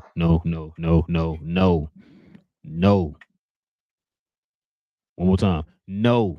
Do not bring in. If you're gonna bring Amadeus, I need him to be regular Amadeus before he even touched a Hulk serum or whatever. No, I'm saying he could be regular. He can start it because they introduced his mama. So that's what I'm saying. They introduced his mother. No, that's fine. Yeah, he could be in the show all day, Moby or whatever. He could be in there. I do not want him to be the Hulk, bro. Sensational Hulk. I'm sorry, that's his name. What? Look, man. Yeah, Sensational Hulk. Yeah, I don't want Amadeus Joe as Hulk, bro. So you thought that character was interesting? He not even as strong as a Hulk. He's Hulk ain't as strong. Yeah, I didn't say Hulkling or nothing. I didn't say anything offensive. You gotta let us have something. You gotta bring some new characters in, sir. I mean, that's fine. Like I said, they could bring in Amadeus, but I don't want him to be the Hulk, though, man. So look, I'm supposed to be the get off my lawn guy. You know what I'm saying? I'm the old one here, but I'm the only one saying, "Hey, let's innovate. Let's change it." You're like, "No, we can't change the actors. We can't change nothing." So, what was the Amadeus Hulk interesting in the comics, though, to you? I mean, like I said, he was different. Like I said, I'm not saying make him the only Hulk. I'm saying he could be like you can have multiple Hulks, as we know. You got Red Hulk. So you got him and the regular Hulk, the original. He could be another character. Yes.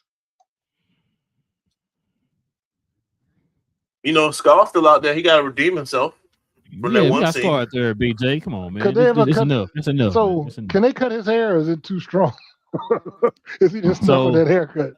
So now, BJ, you ask for all these Hulks. Next, you gonna want A-Bomb in there. You know what I'm saying? No. You gonna want him next. Like, God, no. What is the Agents of Smash? What is this? What are we doing? Yeah. That's what he want. That's what he want. Agents of Smash. Like, man, okay. So here's a question. So Hawkeye, y'all don't want a Kate Bishop at all. We can't have KB, even though we've already introduced her, and we already know Jim Renner ain't coming back because one, I don't know if he's physically able to come back 100%. Two, he's insulted because they lowballed him on come back to do the TV show. Supposedly they squared that away. They're probably doing the show. Oh, so they're doing season 2? Supposedly what they said. So he gonna survive Secret Wars, I'm guessing? I guess so. I don't know how everything gonna happen. I guess Jim we'll find Renner's that almost out. 60, man. Which is why they probably need to move on to Kate Bishop, I guess. So she be okay with them moving on to her. Not really. I'd rather you listen. I said before, I want them to recast all the main characters and just go and just start off from scratch because you want those main characters are important to the story of Marvel. So yeah, Jeremy's 55. 55. Yeah, see what I'm saying? I feel like it's time to move on for a lot of them. Just recast younger characters, but it is what it is. So, like I tell you, I think the main characters. So Tony, yes. Steve, yes. Wolverine, yes. Need to be recast. Yes. Some characters, I think you can have derivative people to some extent, but I think at some point you do need to bring. Even as much as I like Sebastian Stan, he's also starting to get up there because what is he? He's got to be in his 40s, right? He might be late 40s, maybe. No, I don't think he's late 40s. He probably mid 40s. 43. He's 43, so okay. he's got a few more years he could keep doing the Winter Soldier thing. But once again, if you're gonna recast Steve, he doesn't really make sense anymore. Yeah, you know what I mean. Unless they kill him off. And they could kill him off during this. I mean, he's going to the DCU until it's over with next week. Once the DCU ends next week, when they fire your boy. Dude, you know that's coming. As soon as the next 2 movies don't make $1 billion, they are scrapping that dude. Or he's scrapping them, one or the other. When they tell them they need them to wear, somebody need to put a MAGA hat on during one of the shows, during one of the movies. I'm telling you. Superman needs to have on a MAGA hat. Yep. Superman's not an immigrant story. Superman's born in Kansas. I don't care about Krypton. He's born in He Kansas. accidentally got his powers. That's how he got them. Yep. He fell into a bat. Yep. All right. Mystery chemicals. Last but not least, y'all, let's get into this one. I think we talked about this maybe last weekend or a couple weekends ago. Mhm. So Spider-Man Brand New Day is set to make back its full budget, y'all. Check this out. In its opening weekend alone. This is crazy. So it said the film is tracking to earn $228 in its domestic box office opening weekend. On a reported budget of $200 to $220. That's the budget. So it's pretty much gonna make its whole budget on opening weekend already. So anything else is gonna be icing on the cake. That's wild. Not true. Uh-oh. Hold on. What you got, BJ? No, I'm not saying, but we already know. We talked about this. So that's disingenuous when you say it like that. I'm not saying it's not gonna make the 200. I think it'll probably make more than 220. Like I said, I'm seeing up to 250 to 270. Mm-hmm. But you know that the theaters get half of that. So saying it's gonna make its whole budget back, no. The studio won't get that much. The studio won't get that until probably the second or third weekend is when the studio breaks even. So like it's just disingenuous to be like, if it makes 200 million, they made all it. No, they ain't. They ain't made all that because they still got to get paid. The studio has a share. Right. What is that? Nah, you're right.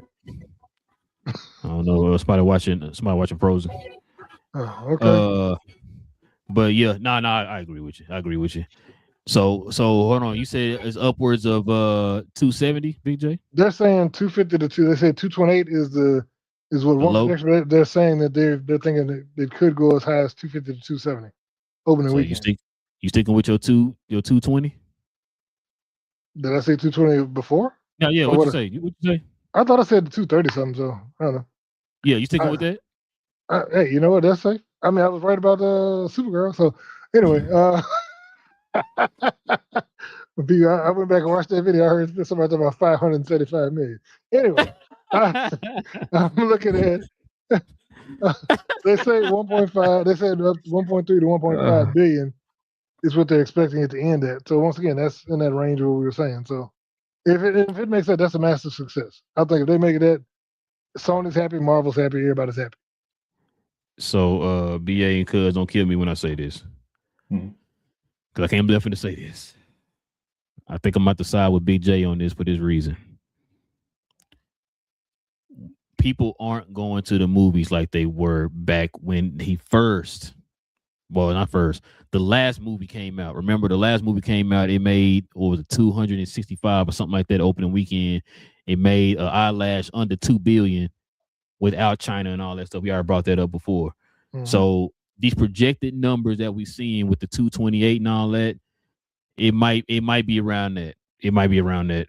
But like I said, a lot of people aren't going to the movies like they normally are.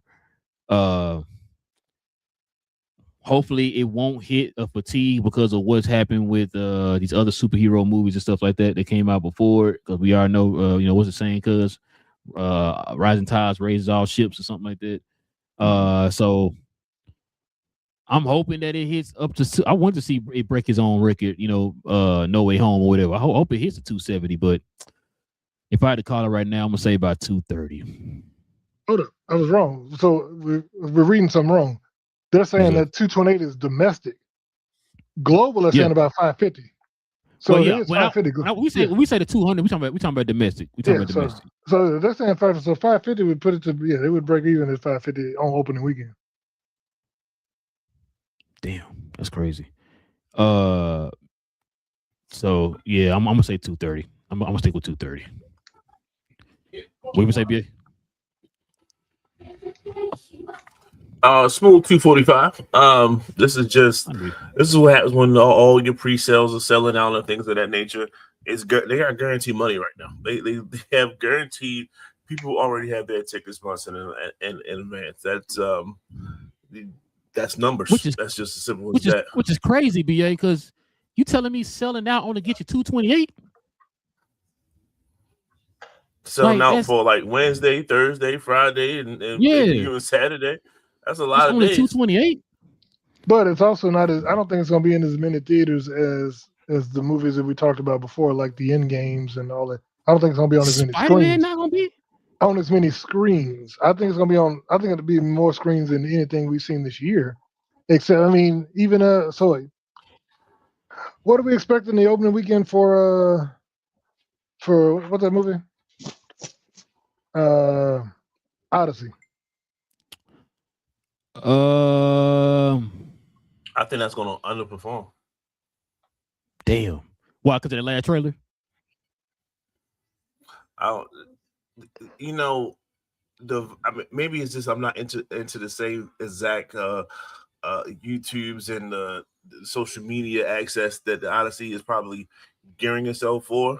But I'm hearing a lot of positive stuff repeatedly from Spider-Man. Like we all can go on social media and it's Spider-Man this, Spider-Man that. Then when you hear the Odyssey, it's not the same. It's just not the same interest. So they have to smash it once the movie comes out. Right. But is it an Oppenheimer? I don't know.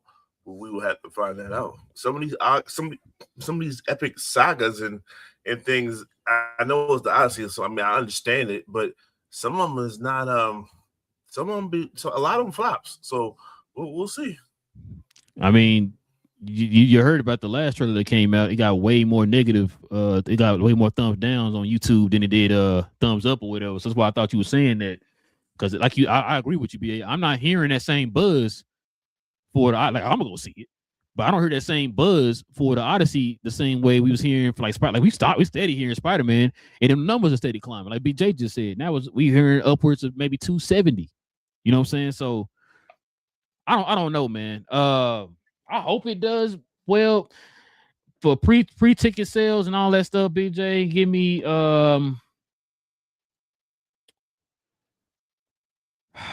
give me 125, man. Something for Odyssey? Yeah. They said the expected opening is domestically between 80 and 100. Yeah, I could see that. This is crazy. Which that's what I'm saying when we talk about these pre-ticket sales, right? If Spider-Man and Odyssey are selling out, right? Why isn't it more? Well, but here's the other problem. There's a finite. Too. There's a finite amount of theaters. So Odyssey is mainly set for your IMAXs and not necessarily your regular theaters. Yeah, you're right. And then you also have these other movies running as well, but Odyssey is set for your IMAX. That's what it was filmed in. So I think that itself is kind of boxed itself in a little bit compared to these other movies that are filmed to your normal way, and then when you put them in your Dolby and your IMAX, it just makes them look even more incredible. So I think that's what it is. It's a fact of kind of boxed in a little bit. You might be right, because I think they said the IMAX is showing is sold out. Now that you say that, now that I think about it, you're right. Yeah. What you say, BJ? No, I was just thinking. So no, I was saying that being that this had a higher budget than Spider-Man, even because this one they said the budget's around 250 million. So it's going to have to make at least 500 to 600 million to break even worldwide. So Jesus Christ. I think it will break even. It's a Christopher Nolan movie. Now, as a matter of fact, BJ, get back to me on that when we get the ratings. We get the Rotten Tomato. We get the what they call that, the social media reaction. They won't be there. That. It'll just be critics. There won't be influencers. Oh, he did say that. They did say that. Yeah. It'd just be true critics. No, none of the influencers. Well, cuz it's changing my mind constantly here. So what I'm gonna do? I'm gonna say 90 then, BJ. I'm changing my answer to 90. So here's a weird thing though. The review embargo lifts on 2 days before the movie drops on July 15th, which that's usually not a good sign. That's not a good sign, bro. Usually they lift the embargo early because they want the buzz of the critics talking about the movie. So they're saying the official embargo lifts on July 15th at 9 a.m. Pacific. Well, no, I guess 11 a.m. our time. Bro, listen to me, man. I hope this movie is good, man. I hope this movie is good. They're skipping influencer screen, as they said. Yeah, they are. Yeah, they did. Yeah, that's what Cub was saying, man, bro. Well, I guess, man. I hope it's good. That's all I can say. I hope it's good. Because like BA said, I'm with him. I haven't been hearing nobody just like, oh my God, Odyssey or whatever, right? The trailers haven't just like wowed me. But you know, I love Christopher Nolan's movie, so I'm gonna see the movie regardless. And then of course, like Cuz said, grew up on the Greek mythology and all that stuff. So, the best of both worlds. So I would go back and watch it because of that. But now you're telling me, they're not doing an embargo till 2 days before and all that type of stuff. They're not doing the social media reactions and all that. Like it's that's interesting, bro. That's interesting, man. But yeah, that's pretty much all we got, y'all. Let's go ahead and turn the page, man. Let's get to these questions, these comments, man. See what everybody talk about in the comments section, y'all.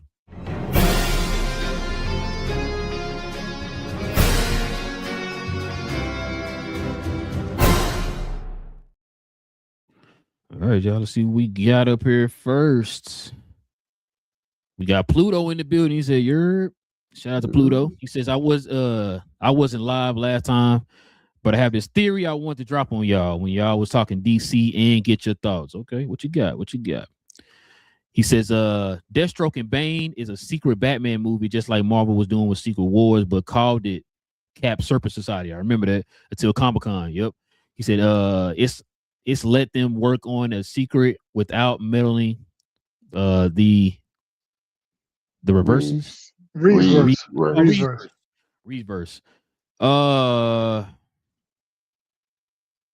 No. Yeah. You wouldn't be that lucky, my guy. Yeah, I don't think James Gunn thinking that way. I think he's pretty much like, yeah, Bane Deathstroke. So, everything parallel to Batman. Yeah, pretty much. He also says, like if you hear a Nightwing is casted rumor, DC can use that movie as cover without us calling BS. Nah.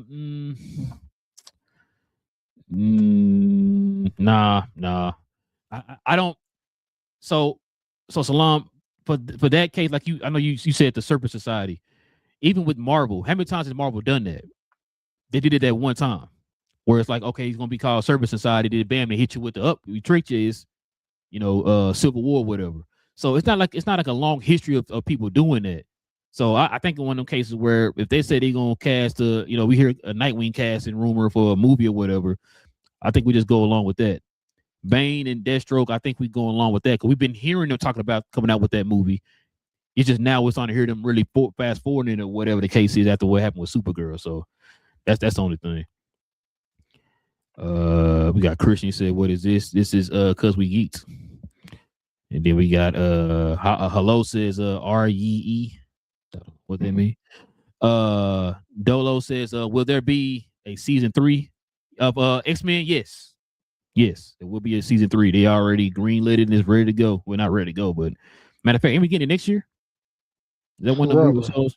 Yeah, I think it's been 2 years since the last one, so I don't know. I think that's what they're starting to do now. They're gonna start doing the every year thing, I believe. And he says 8. Yeah, no, actually it's 9. Dolo, 9 episodes. And we got Salam in the building. He says, "What's up, y'all? I don't like this at all. This feels like they're making the same errors as the DCEU with Snyder. Now we're getting the Gunn verse rather than him being the EP like Feige. Yeah, man. I don't know, Salam, man. We're gonna have to see how this goes, man. Like I said, we'll get the Lanterns next month, and then we'll get Clayface, and then we'll probably be all forgiven. We don't know. We'll see. Salam says, I like how Gunn excels with obscure D-list characters, but I don't know about him directing an A-list. Like Big J mentioned, can he deliver a grit, gravitas that Batman project requires? I mean, like I said, listen, I ain't banging the table like let him direct. I was just saying at least let him write it. That's what I was saying. Just at least let him write it. I feel better if he wrote it at least. You know what I'm saying? But I'm with you. We'll have to see how that go with the whole directing and stuff. We'll see. Salam says, "Wow, that's great seeing a brother get some work and Mr. Terrific get some love. I think the foundation and the pillars of DCU should be established before we see all the side characters first." Yeah, we talked about that before too. Y'all still ain't hearing all these Deathstrokes and Banes and Mr. Terrific. You ain't heard of Batman or Wonder Woman yet. Salam says, "Is the G.I. Joe /Transformer film? Oh, is this a G.I. Joe /Transformers film? The one they teasing Rise of the Beast. No, I think they're rebooting it again. Salon. They rebooting it again. They keep talking about. Matter of fact, I think they're gonna do a Transformers G.I. Joe animated show. I think they're doing an animated show. I think it's what I heard. We talked about it before. I think on the show. I think it's what they're doing. So we'll have to see how that go. CJ, he says, who do you think should replace Chris Evans? I don't know off the top of my head, but there's people out there, man, that can replace. Yeah, that's a tough one. That's one of the ones I'm gonna probably sit down and think about. Might watch a show later on, but you know what, he could play Captain America or whatever. So, but we'll have to see. He also says, anything is better than Mark Ruffalo at this point. Jesus, okay, shots fired. That's Big J favorite Hulk, man. Can't do that. CJ says Daniel Radcliffe as the new Wolverine. That's what the rumors are. I still like Edgerton as Wolverine, but I think he's getting older though. So we'll have to see how that goes. I don't know how young they talking about casting him, but it had to be somebody who's gonna be Wolverine for a while. Oh wow. He also says, I already bought my tickets last week. You probably talking about is it Odyssey or Spider-Man, one or two? Yeah. It ain't Supergirl. He said it will hit it. Probably talking about Spider-Man. Spider-Man. Yeah. Probably talking about Spider-Man's box office. I mean, I hope so. BJ saying it's gonna make about 90 mil open weekend. That's what BJ said. He said, Salam says, I thought we were back to pre-COVID levels with moviegoers. It's slowly getting there, Salam. It's slowly getting there. We're not 100% there yet. And Spider-Man will get the extra Doomsday boost. No.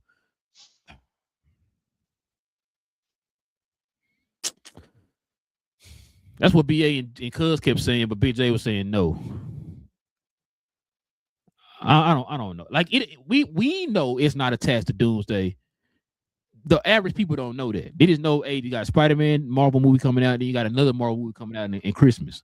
So they don't really know like that. But so I don't know. We're gonna see. We're gonna see. Somebody on this screen gonna say I told you so in a couple more weeks. You know what I'm saying? So we'll see. So Mom says the Odyssey has hate campaign against it. We know why. Yeah, but that part, Salami, yes, we know why. But like that trailer, I didn't watch the new trailer that came out, but I heard it got negative reviews or whatever. So yeah, you guys, yeah, TJ said the same thing. So yeah, man. We'll see. Come out what next week or in 2 weeks, so we'll see. He said, I don't think it will. He says, I will wait until it's streaming for free, if anything. Probably talking about Odyssey. So we'll see. He said, nice transition. Appreciate it. He also said James Gunn ain't thinking that deep. That's why I said I don't think James Gunn is thinking that deep. So, but I hear you though, Salam. I mean, I think Pluto said it. But I hear you. You trying to make sense of it. I get it. But I don't think James Gunn going that deep. But like he said, so we'll see. CJ says, who would be a good casting for Nightwing? That I don't know either. Like a lot of the casting ideas, CJ, I would have to like sit down and really think about it, man. I can't really think of anybody off the top of my head. I can't even think of anybody who like people have been mentioning online or anything. I can't really think of anybody like right now. He said, sorry, BJ, he was a good start. What were we talking about again? Forgot. I can't remember. And he said he mentioned Spider-Man. Yeah. So, but yeah, man. Listen, appreciate y'all, man. Geeking out with your boys, man, for another episode. Oh, you talking about Hulk? Oh yeah. Nah, yeah. I mess with BJ. It's not his favorite Hulk. It's not his favorite Hulk. I was messing with him. But yeah, we definitely appreciate y'all, man. You know, geeking out with your boys for another episode. We will be back here on Tuesday. I got a topic I want to bring up with y'all on Tuesday, man. We'll get y'all thoughts on. We'll talk about it on Tuesday. We're not watching nothing, right? Nothing's coming out. We're not watching. Okay, so yeah, because X-Men comes out on Wednesday. House of Dragons. Oh, sorry, thank you, cuz House of Dragons. So we'll talk about House of Dragons episode 3 on Sunday, on Tuesday. Yeah, we'll talk about X-Men episode 4 on Saturday, on next Saturday. Yeah, so y'all join us for that, and then like I said, I'll have a topic for the guys here on Tuesday as well. So if you guys are into the geek culture, like I said, you know, Star Wars, Marvel, DC, He-Man. Oh, sorry, BJ. Bad. He's jealous. But listen, we'll be like I said, if you guys are interested in that, y'all hit that subscribe button. Shout out to the people who just subscribed to the channel. Hit them likes as well, guys. We'll be back here on Tuesday. All right. Same geek time, same geek channel. It's your boy Real. Got Cuz in the building, got BA, Big J, Cuz we geeked. We talk about all things in the geek culture involving movies and television. Y'all stay geeked out here in these streets. We out, fellas.